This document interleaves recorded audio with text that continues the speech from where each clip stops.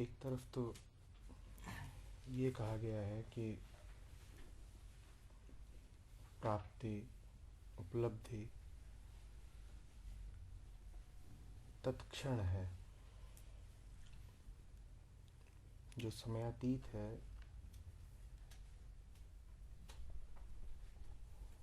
उसे समय का उपयोग करके नहीं पाया जा सकता।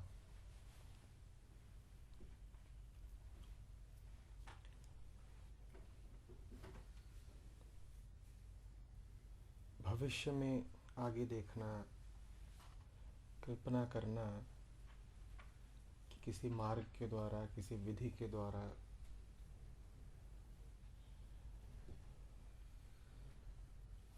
मैं शांति को, मुक्ति को पालूंगा, ये सिर्फ आत्मप्रवंचना है जो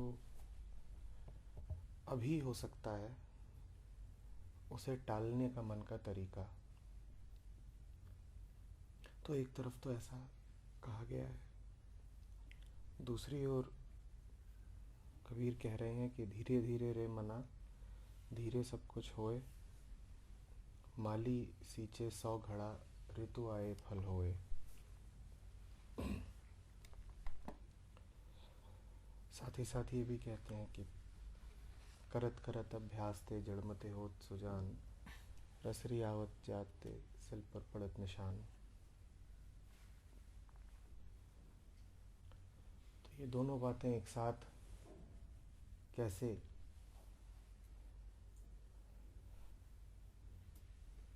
सत्य हो सकती हैं?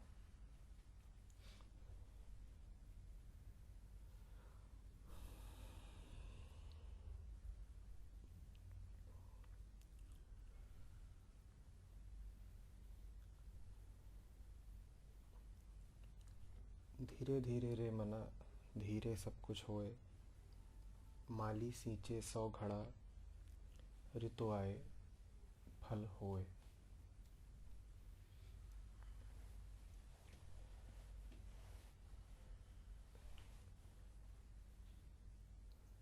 किसी विशिष्ट ऋतु की प्रतीक्षा उसे ही करनी होगी जो स्वयं ऋतुओं की पैदाइश है।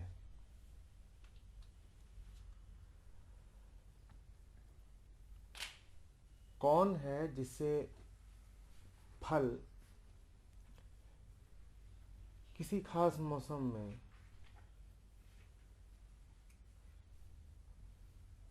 किसी खास समय में ही दिखेगा? कौन है वो? क्या है ये फलों का लगना? क्या है ये फलों का गिर जाना? क्या है ये बीजों का फिर मिट्टी पाना, फिर अंकुरित होना, फिर वृक्ष बनना और फिर फलित होना?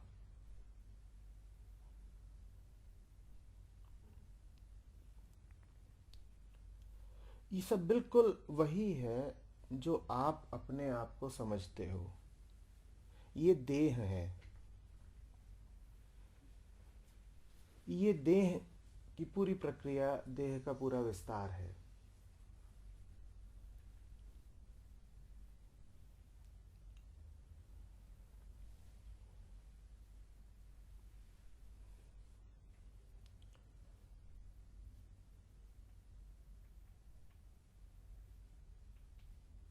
कबीर जब ये कह रहे हैं आपसे, तो ये जान के कह रहे हैं कि आप वो हो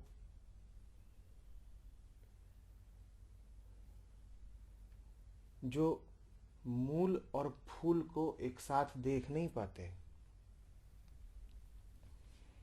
आप वो हो जो व्यग्र हो, आतुर हो, प्रतीक्षारत हो।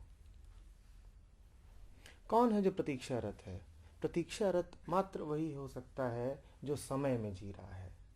समय के बिना प्रतीक्षा का कोई अर्थ नहीं है। कौन है जो अभी आगे की तरफ देख रहा है।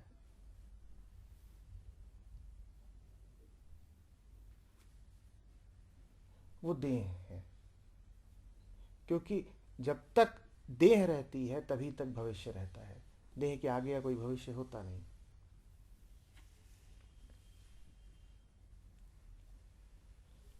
ऋतु आए फल होए। समस्त ऋतुएं बदलती हैं किसके लिए? देह के लिए।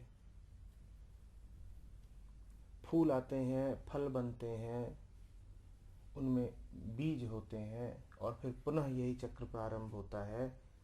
किसके लिए? देह के लिए।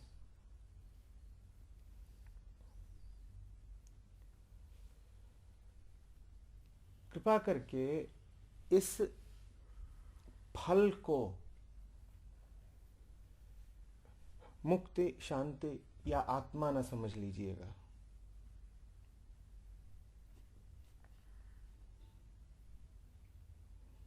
आत्मा फल फूल नहीं होती, आत्मा मूल होती है। बहुत गड़बड़ हो जाएगी, बड़ी भ्रांति हो जाएगी अगर आपने कबीर का ये अर्थ कर लिया कि कबीर कह रहे हैं कि शांत रहो, समय आने पर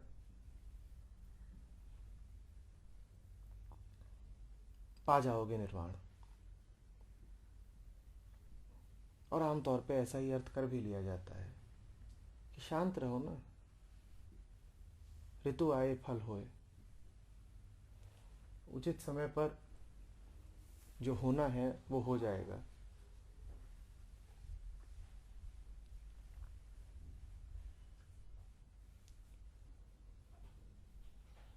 नहीं, समय में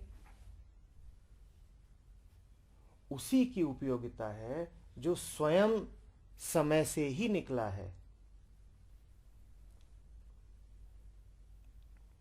जिससे समय निकला है वो समय पर न आश्रित हो सकता है, न समय उसके लिए उपयोगी हो सकता है। तो जो हो फलों के आकांक्षी,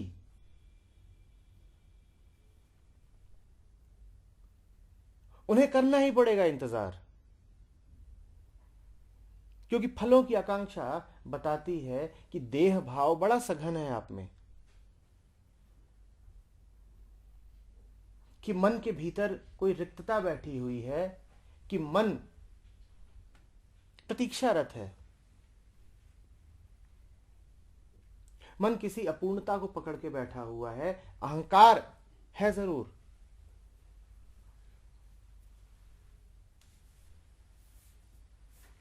जो किसी भी खास दिन की प्रतीक्षा में होंगे उनको तो इंतजार ही नसीब होगा।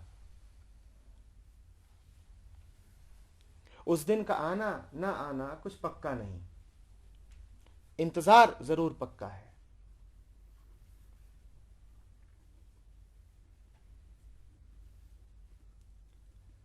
माली 100 घड़ा सींच भी ले तो भी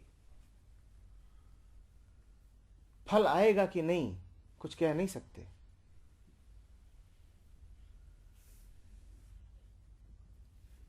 मालियों को बहुधा बड़ा निराश होना पड़ता है। 100 नहीं 500 घड़ा सींचा था, कोई फल आया नहीं। ऋतुएं आई और चली गईं, कोई फल आया नहीं। और फल जब आया तो वैसा आया नहीं जैसा चाहा था। जो फल के आकांक्षी होंगे उन्हें तो बस प्रतीक्षा और भविष्य के वादे मिलेंगे। एक दृष्टि दूसरी भी होती है।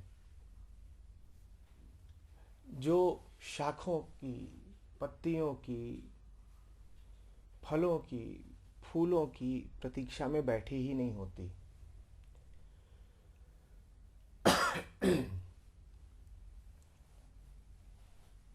जिसके लिए मूल ही काफी है, जो कहती है कि फूल का इंतजार हम कर नहीं रहे, हमारे लिए मूल ही काफी है।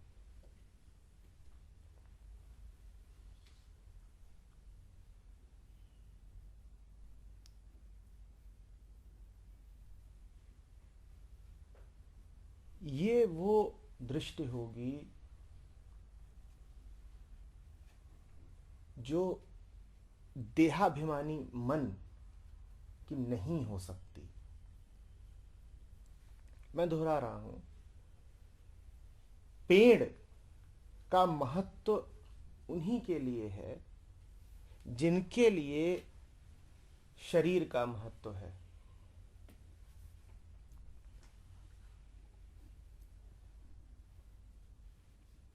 जब तक तुम्हारे लिए शरीर का महत्व है, जब तक तुम अपने आप को तन और मन मानते हो, तब तक तुम प्रतीक्षा जरूर करोगे कि कोई घटना घटे, क्योंकि जो शरीर में है उसकी किस्मत ही यही है कि वो इंतजार में जिए।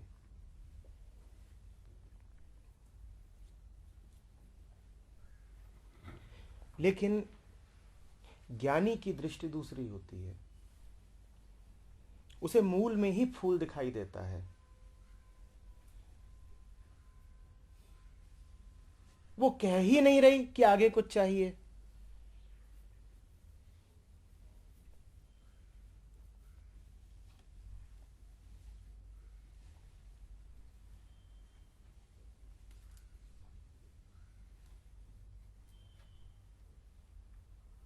उसको तो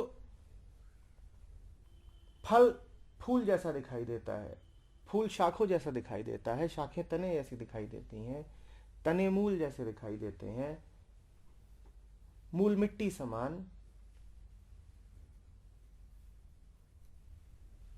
और स्वयं को भी फिर वो देख लेता है कि मैं इनसे अलग नहीं।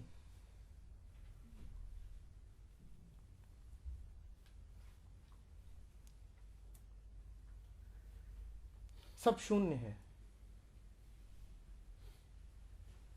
लेकिन फल को शून्य जान पाने के लिए दृष्टि वो चाहिए जो स्वयं को भी शून्य जाने।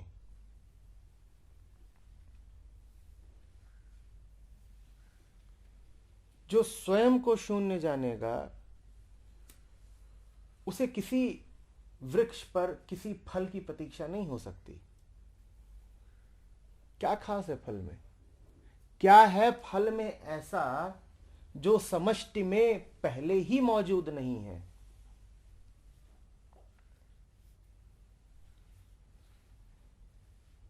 क्या घटना ऐसी घटेगी जो अभी ही नहीं घट रही?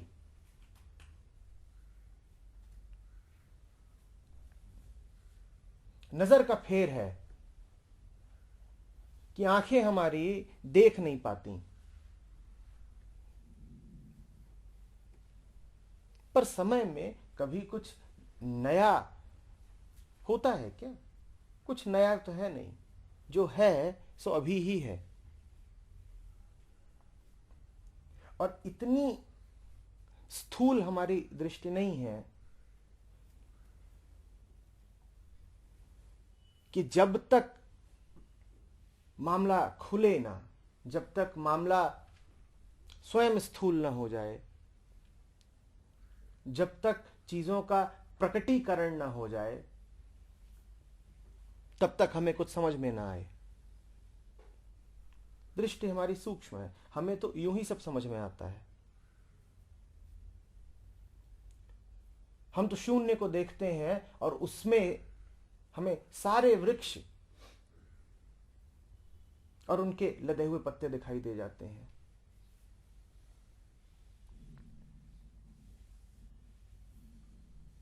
हम तो शून्य को देखते हैं और उसमें आज तक जितने स्त्री पुरुष,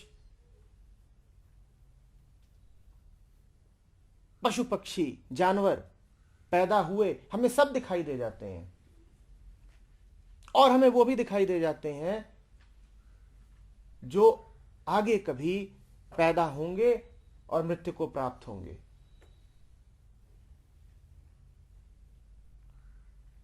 हम तो मौन को सुनते हैं और उसमें आज तक उच्चारित हुआ एक एक शब्द हमें सुनाई दे जाता है, और वो शब्द भी सुनाई दे जाते हैं जो भविष्य में कोई भी कभी भी कहीं भी उच्चारित करेगा।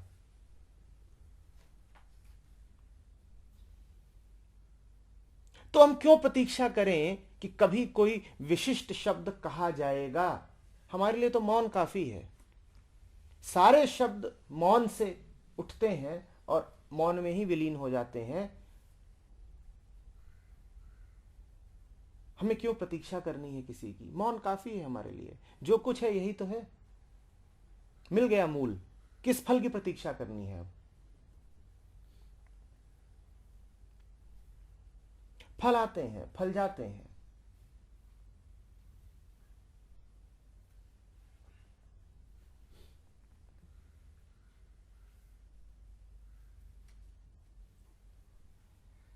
ये सिर्फ उसके साथ हो सकता है जिसने आशा छोड़ दी है, जिसने अपूर्णता छोड़ दी है,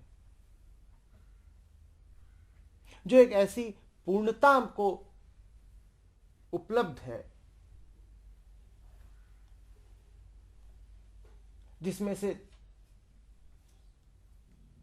अनंत ब्रह्मांड उठते और गिरते रहते हैं।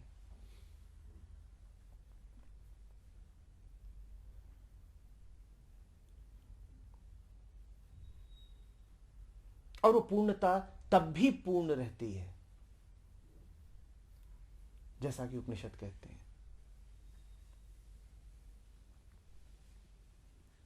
जो उस पूर्णता में स्थित है, वो उसके किसी अंश की परवाह क्यों करेगा?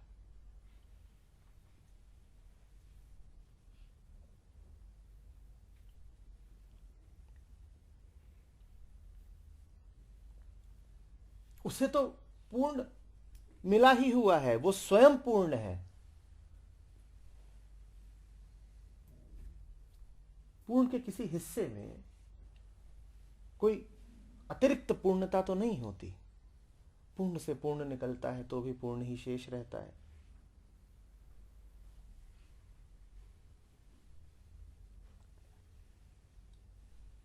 क्या प्रतीक्षा करनी किसी नई पत्ती की? क्या प्रतीक्षा करनी किसी भी फल की?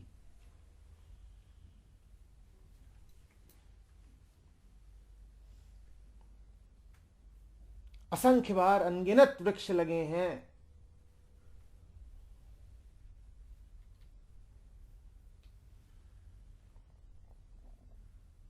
और अनंत संख्या है पत्तों की और फलों की जो लगे हैं और गिरे हैं, और ये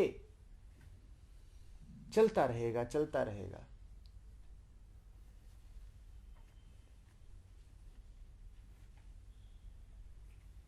ये सब तो प्रकृति का बहाव है, और प्रकृति देह है, मात्र देह। ये सब तो देह का भाव है। आना जाना, उठना बैठना,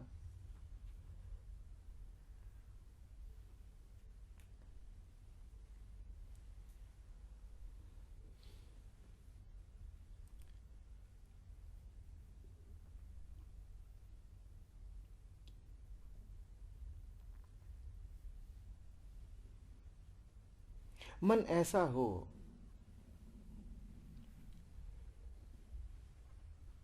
कि वो प्रतीक्षा में भी प्रतीक्षारत न रहे।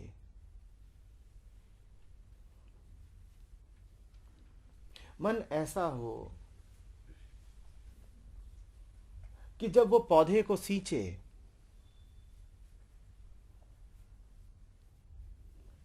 और कली की, फूल की, फल की, पत्ती की कामना भी करे, तब भी निष्काम रहे।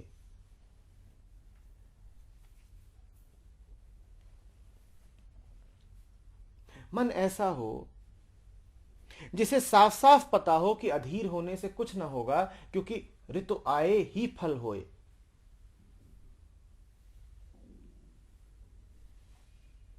लेकिन साथ ही साथ वो इस बोध में भी स्थित हो कि फल आएगा नहीं, फल है।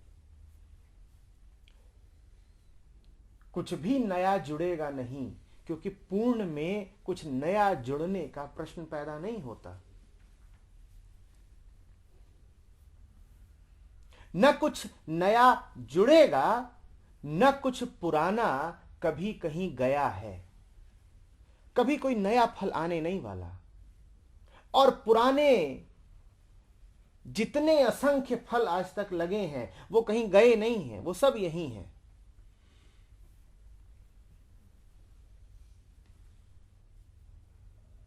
जिस महासमुद्र से उठे थे उसी में वापस समा गए हैं।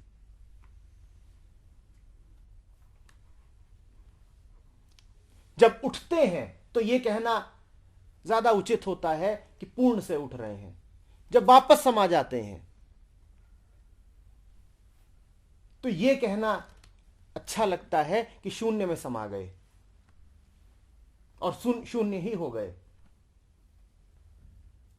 बात एक ही है, सब कुछ उसी से आता है तो आप कह देते हो पूर्ण, और सब कुछ खत्म हो जाता है उसी में तो आप कह देते हो शून्य। बात एक ही है।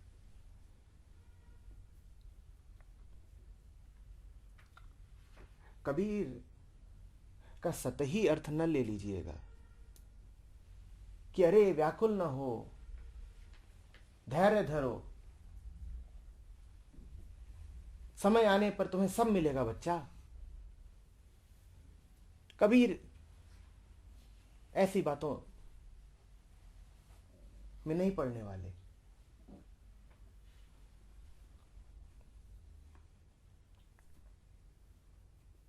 कबीर जो कह रहे हैं वो बात अति सूक्ष्म है, समझिए उसको। जहां तक देह की और मन की बात है, ये तो समय में ही जिएंगे, क्योंकि मैं दोहरा रहा हूं ये समय का ही उत्पाद हैं। ये कहां से आए? ये समय से आए। ये समय में ही जिएंगे। इनकी वृत्ति है समय को पकड़ के रखने की। समय छूटता है तो ये फड़फड़ाते हैं, अजीब लगता है इनको। और सत्य तो ये है कि जहां तक देह का प्रश्न है, उससे समय छूट भी नहीं सकता। देह बची कहां यदि समय नहीं है? श्वास बची कहां यदि गति नहीं है? और कौन सी गति है जो समय के बिना होगी?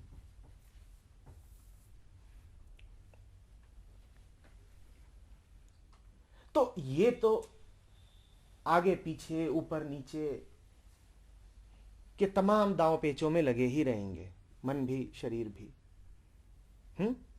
ये तो नन्हे पौधे को देखेंगे तो तुरंत कल्पना कर बैठेंगे कि इसमें कब विशालता आएगी और कब लगेगा फल। इनका काम ही यही है, और इनका विरोध करने की जरूरत नहीं है, क्योंकि अपनी प्रकृति के विपरीत कोई जा नहीं सकता। पक्षी तैरेगा नहीं,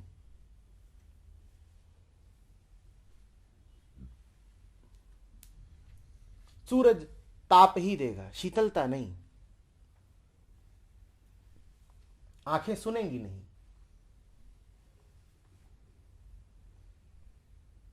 और मनुष्य उड़ेंगे नहीं।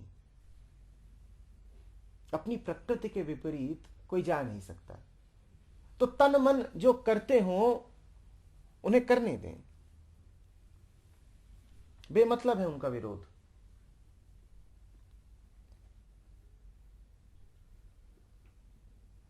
आप तो वहां रहें जहां से ये पूरा वृक्ष उद्भूत होता है, आप वहां रहें। जब आप वहां होते हैं तो फिर तन मन की गति में एक लयबद्धता होती है, एक संगीत होता है। गति वो करते हैं क्योंकि गति करे बिना वो रह नहीं सकते, पर फिर उनकी लयात्मक गति होती है।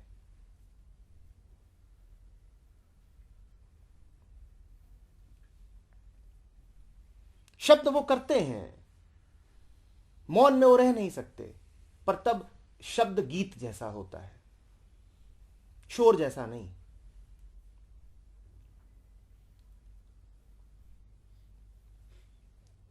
तो मन इंतजार करता हो कि फल लगेगा, आप इंतजार में ना रहें, आप उसके साथ रहें जहां सारे फल लगे ही हुए हैं, किसी फल की प्रतीक्षा नहीं। बात को समझिएगा। कबीर मन को उपदेश दे रहे हैं।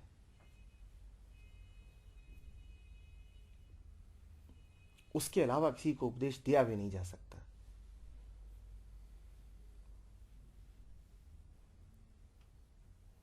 ठीक ऐसे ही आप हो जाइए। कबीर मन को उपदेश दे रहे हैं कि तू आकुल ना हो।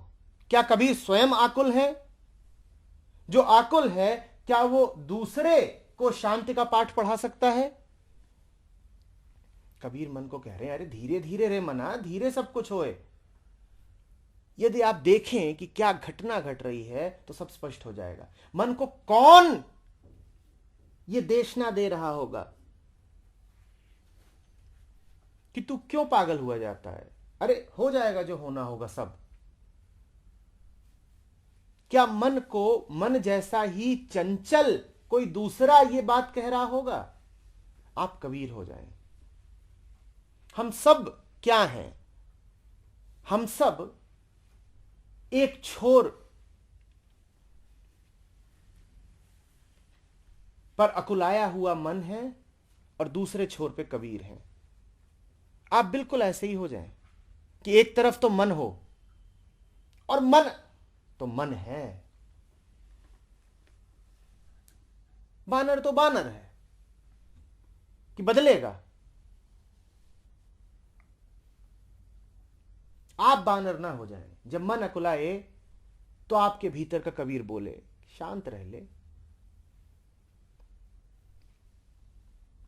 तुझे तो समय में जीना है, और समय में जो होता है वो समय की गति के अनुसार ही होता है। याद रखिएगा, कबीर को नहीं है फल की प्रतीक्षा। किसको है फल की प्रतीक्षा? धीरे धीरे रे मना, धीरे सब कुछ होए।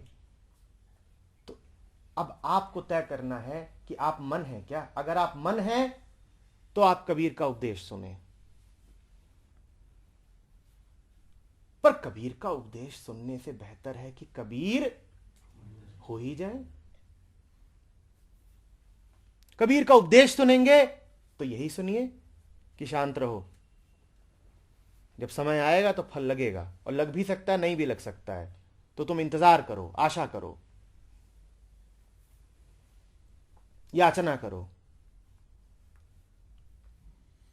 डर में जियो कि फल लगे, जरूर लगे, कहीं ऐसा ना हो कुछ गड़बड़ हो जाए, कोई पक्षी ना खराब कर दे फल को, कोई कीड़ा ना लग जाए,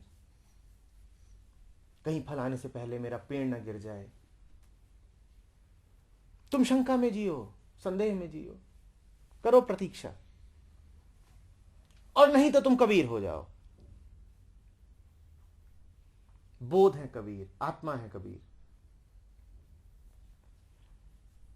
और वहां पर कोई प्रतीक्षा नहीं है। वहां फल फूल पत्ते पत्ती जड़ तना शाख सब पहले ही मौजूद हैं। कोई फल नहीं चाहिए।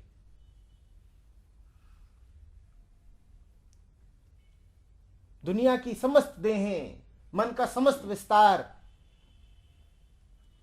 उस अनंतता में पहले ही मौजूद है, घुला मिला हुआ है, हिला मिला हुआ है। वहां कुछ और नहीं चाहिए। क्या उम्मीद, क्या आकांक्षा?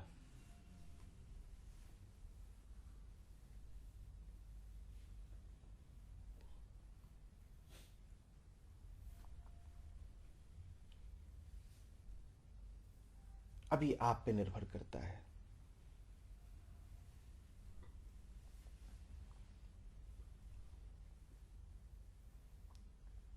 कि आपको कबीर को सुनना है या कबीर ही हो जाना है।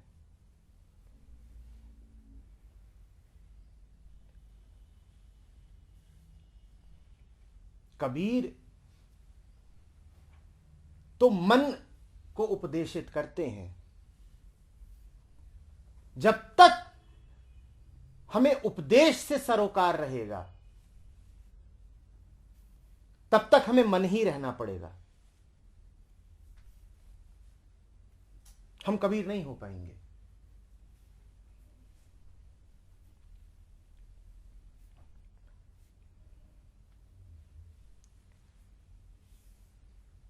ज्ञानियों के वचनों को सुनने में बड़ी जागरूकता चाहिए। अपने आप से पूछना होता है आपको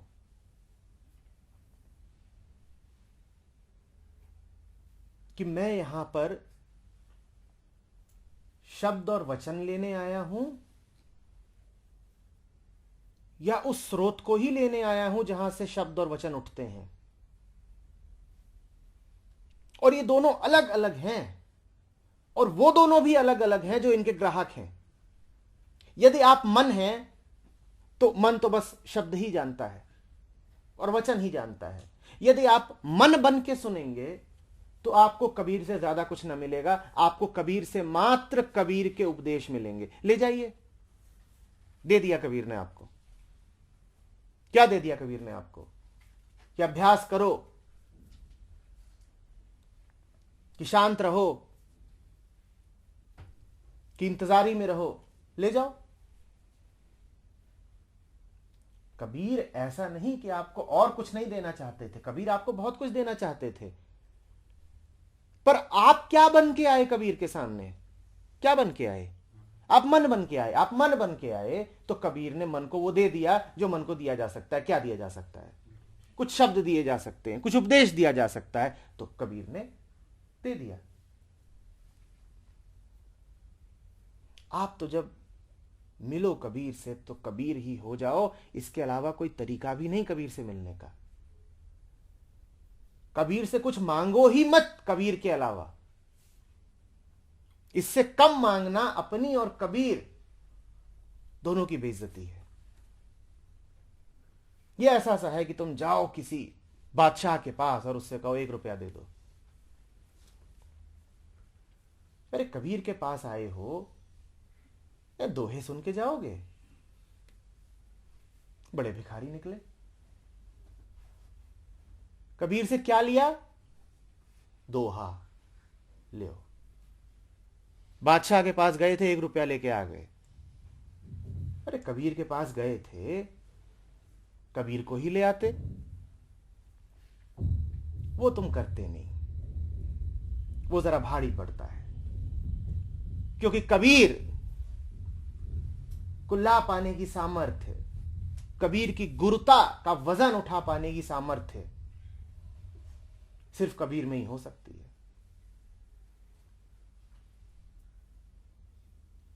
कबीर बनना पड़ेगा, तुम्हें मिटना पड़ेगा। नहीं, वो ठीक नहीं है। हमें कबीर नहीं चाहिए, कबीर के वचन चाहिए। तो क्या पाया? कुछ नहीं पाया। भिखारी गए थे, भिखारी लौटे। पकड़े रहो, गाते रहो दोहे। अरे कबीर ने किसी और के दोहे गाए थे। कबीर तो वो स्रोत हैं जहां से अनंत दोहे उपजते हैं। तुम वो स्रोत ही क्यों नहीं हो जाते? या प्रतीक्षा करोगे या अभ्यास करोगे कि अभ्यास कर करके एक दिन कबीर हो जाएंगे?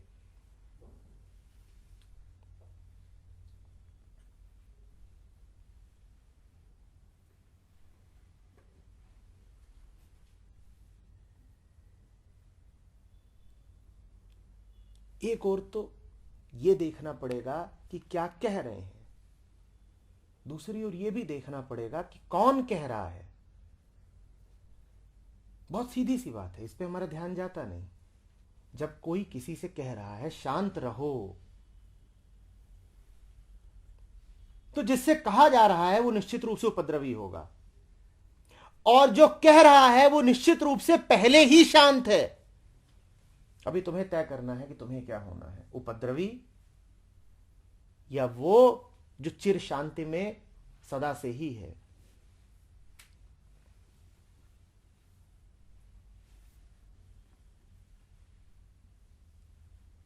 कबीर को नहीं प्रतीक्षा है किसी फल की, किसी फूल की। तुम्हें है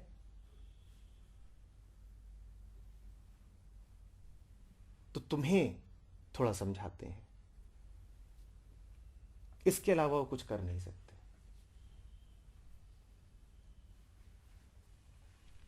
इसके अलावा कुछ करा नहीं जाता, इसके अलावा तो बस हुआ जाता है। या यूं कह लो कि इसके अलावा जो अधिकतम वो कर सकते थे वो उन्होंने कर ही रखा है, अब और क्या करेंगे। तुम सोचो ना, कबीर कह रहे हो और उनके सामने लोग बैठे हों, और जो लोग बैठे हैं उन्हें बस कबीर के शब्द मिल रहे हैं, तो इसमें क्या कबीर ने कुछ बचा के रखा है? क्या कबीर ने कोई कमी रखी है अपने आप को दे देने में? कबीर भी थे, कबीर के शब्द भी थे, तुम्हारे हत्थे क्या आया? कबीर के शब्द बरस रहे थे, कबीर के शब्द, और सामने तुम्हारे कबीर भी थे, तुम कबीर के साथ एक नहीं हो पाए। क्या करें वो? तुम इसी में खुश हो गए कि हमने सुना, तुम दोहे लिख लाए कि आज गुरुजी ने ये 10 दोहे बोले, हम लिख लाते हैं। तुम्हें कुछ भी नहीं मिला।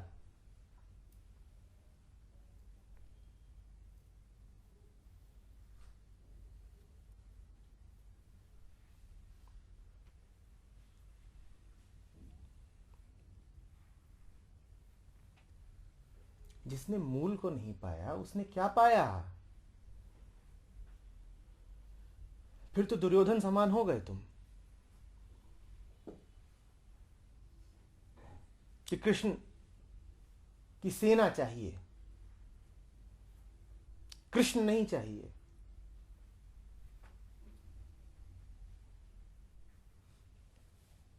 हार ही आएगी तुम्हारे हिस्से।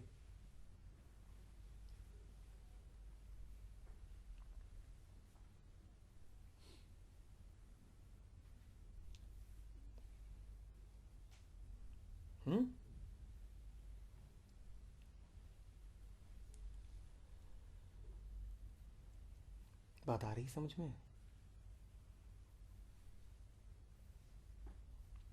मन होके कबीर के पास जाओगे, बहुत कम पाओगे, और दूरी हमेशा बनी रहेगी। गुरु गुरु रह जाएगा, शिष्य शिष्य रह जाएगा।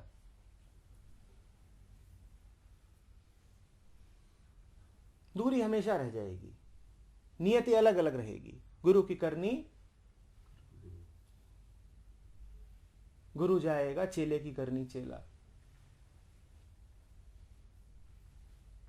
तो तुम तय ही कर लो कि मुझे अलग रहना है, मुझे दूरी बना के रखनी है, मुझे अहंकार कायम रखना है। तुम जाओ गुरु के पास, वो तुम्हें कुछ वचन दे देगा, ठीक, तुम्हारा दिल बहल जाएगा। वचनों का इससे अधिक कुछ मोल होता भी नहीं है। सही पूछिए तो वो एक तरीके का मनोरंजन ही होते हैं। तुम आए थे कि बड़ी दिक्कत है, समस्या है, अशांति रहती है, गुरु ने तुमसे कुछ बातें बोल दी, तुम्हारे तपते मन पे थोड़े छींटे डाल दिए, और तुम्हें इससे ज्यादा कुछ चाहिए भी नहीं था। तुम्हारी पात्रता इससे ज्यादा की थी भी नहीं, तो जितने की तुम्हारी पात्रता थी मिल गया, जाओ। पर दूरी हमेशा बनी रहेगी। और दूसरा तरीका यह होता है कि गए हो कबीर के पास तो मिटा दो सारी दूरियां और कह दो कि अब आए हैं तो वापस जाना नहीं है। और जाएंगे तो आपको लेके ही जाएंगे। या तो तुम हमें रख लो, नहीं तो हम तुम्हें रखे लेते हैं। पर अब वो नहीं होगा कि तुम गुरु हम चेला, ये नहीं चलेगा। अब ये नहीं चलेगा कि तुम तो सब जानते हो और हमारे मत्थे सिर्फ तुम्हारे दो चार बोल आते हैं। ये बड़ा भेदभाव है, हम विद्रोह करते हैं। ये व्यवस्था हमें अब जमती ही नहीं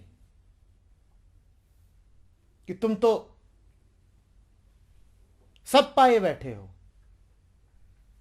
तखत पे विराजमान बादशाह की तरह, शांत, अनासक्त, बोधयुक्त, और हम मूढ़, अज्ञानी, निपट, गंवार।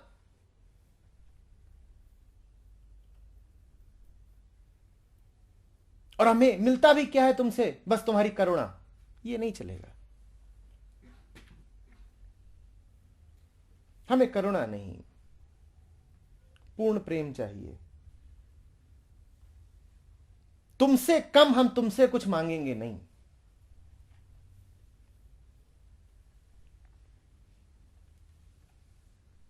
तुमसे कम अगर तुमसे हमने कुछ मांगा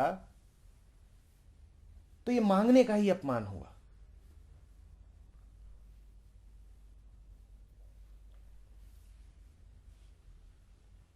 फिर आपको फल फूल नहीं, मूल मिलेगा।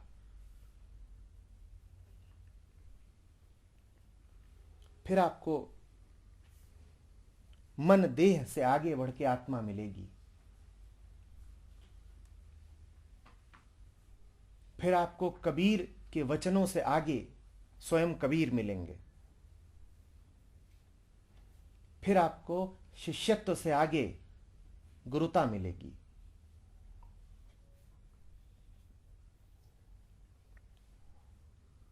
वियोग से आगे योग मिलेगा।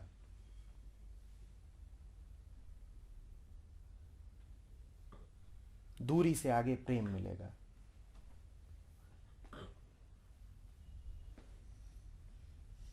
कबीर से दूरी रख के कबीर को न पढ़ो। कबीर के दोहे किस लिए हैं? मात्र आमंत्रण है, सत्य कुछ नहीं उनमें।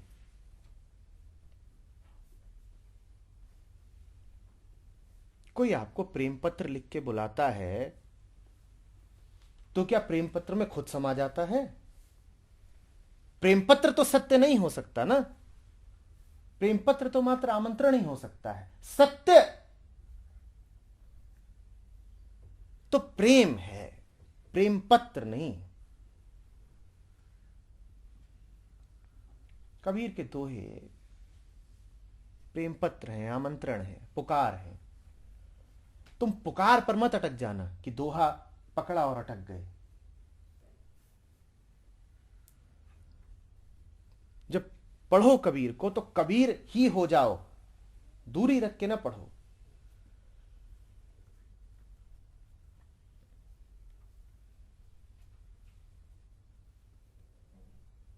जहां को बुला रहे हैं कबीर वहां को जाओ।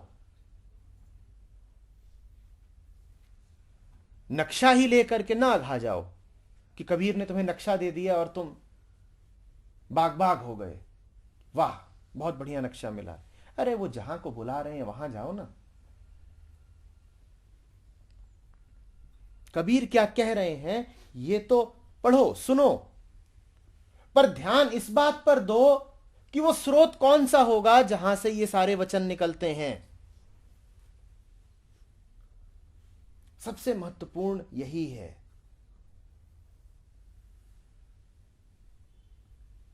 ध्यान से उस स्रोत के समीप आओ जहां से कबीर के समस्त वचन फूटते हैं।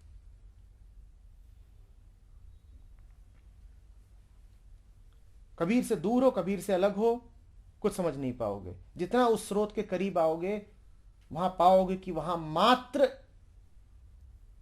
एकत्व है, वहां मात्र कबीरत्व है, वहां तुम और कबीर अलग अलग नहीं। तब तुम वास्तव में कबीर को समझोगे।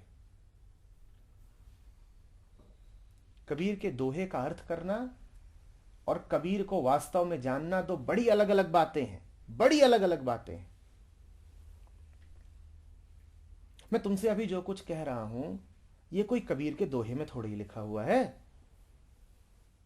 दोहे से तो मुझे कोई खास मतलब भी नहीं है, वो तो एक बहाना है बात शुरू करने का।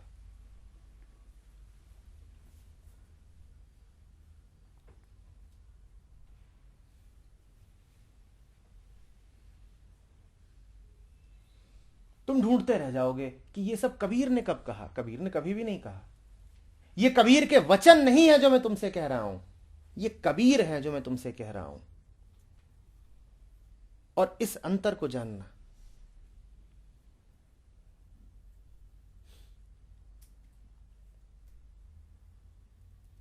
जिन्होंने इस अंतर को नहीं जाना वो दुनिया भर का ज्ञान इकट्ठा किए रह जाते हैं, ज्ञान के स्रोत तक कभी नहीं पहुंच पाते हैं। उनके लिए ज्ञान बस बोझ समान होता है।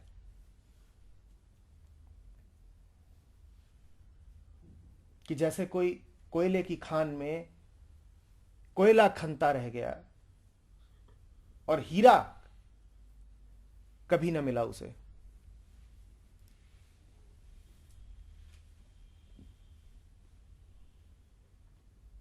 अब ढो रहा है कोयला और मुंह हाथ तन मन सब काला और थकान मिली है, हीरा नहीं मिला। ज्ञान के मूल तक पहुंचो।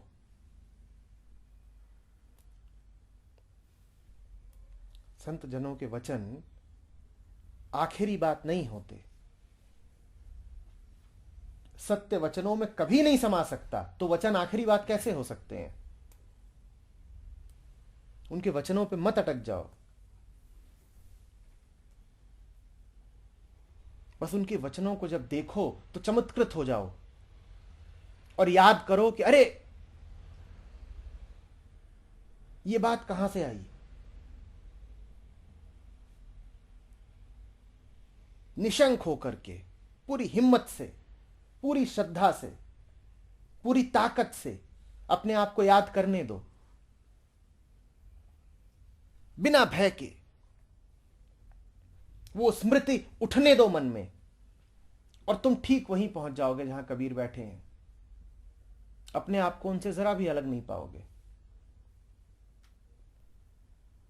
उस दिन तुम्हें वास्तव में समझ में आएगा कि कबीर क्या कहना चाहते हैं। कोई दो बातें वो कभी कहना ही नहीं चाहते, अलग अलग बातें वो कभी कहना ही नहीं चाहते। तुम्हें अलग अलग दोहे सुनाई पड़ते हैं, तुम्हें उनके अलग अलग अर्थ दिखाई पड़ते हैं। कबीर ने तो सदा एक ही बात कही है। क्या? कबीर कबीर ने कबीर के अलावा कभी कुछ कहा ही नहीं।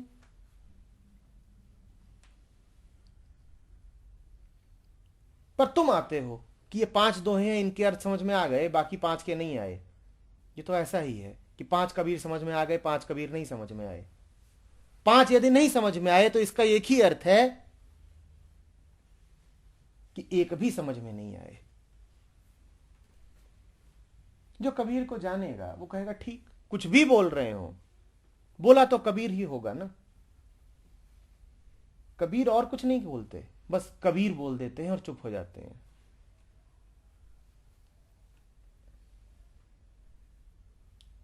और ऐसी होती है कबीर दृष्टि, ऐसी होती है संत दृष्टि कि वो फल को देखती है, फूल को देखती है, समस्त ब्रह्मांड को देखती है। दिखता उसे बस मूल है। ऐसे ही हो जाओ। मन तो विविधता ही देखेगा। मन को देखने दो विविधता। समस्त विविधता के पीछे तुम्हें एकत्व दिखाई देता रहे लगातार।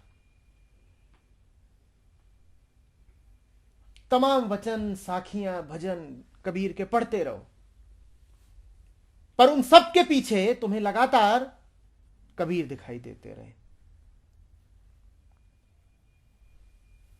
कबीर हो के पढ़ो।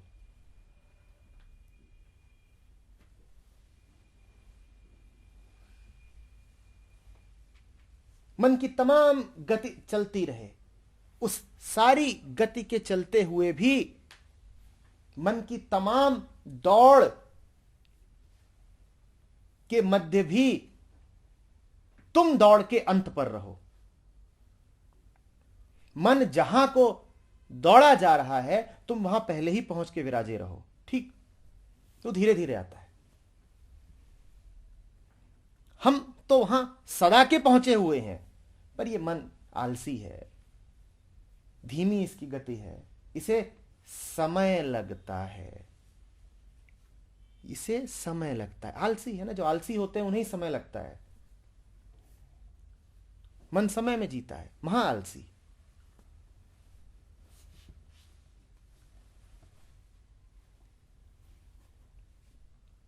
मन जहां को पहुंचना चाहता है हम वहां सदा से आसीत हैं। तुम ऐसे जियो। ठीक,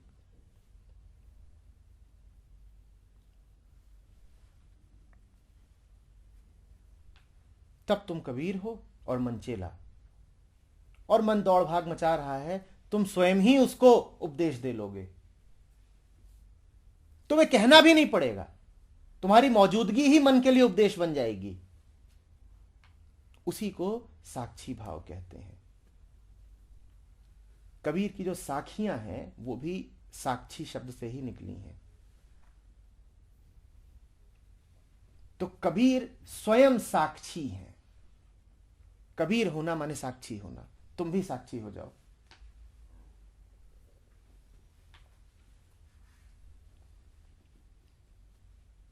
जो तुझे चाहिए वो हमें पहले से मिला हुआ है, हमसे कभी छूटा ही नहीं था। जो तू होना चाहता है वो हम पहले से ही हैं। जहां तू पहुंचना चाहता है वहां हम कब के बैठे हुए हैं। और जब तुम ऐसे होते हो तब, जैसा कि थोड़ी देर पहले कहा था, मन की गति रहती है पर वो बड़ी लयात्मक गति हो जाती है। फिर वो टेढ़ा टपरा नहीं चलता, फिर वो ठोकर खाता गिरता उठता नहीं चलता, फिर वो नाचता हुआ चलता है।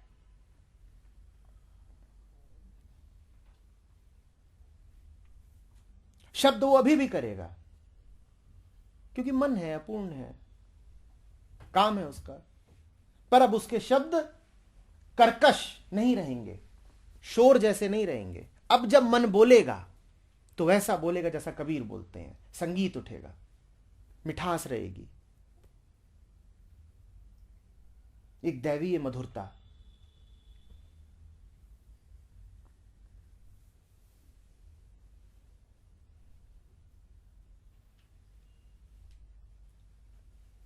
समझ रहे हो?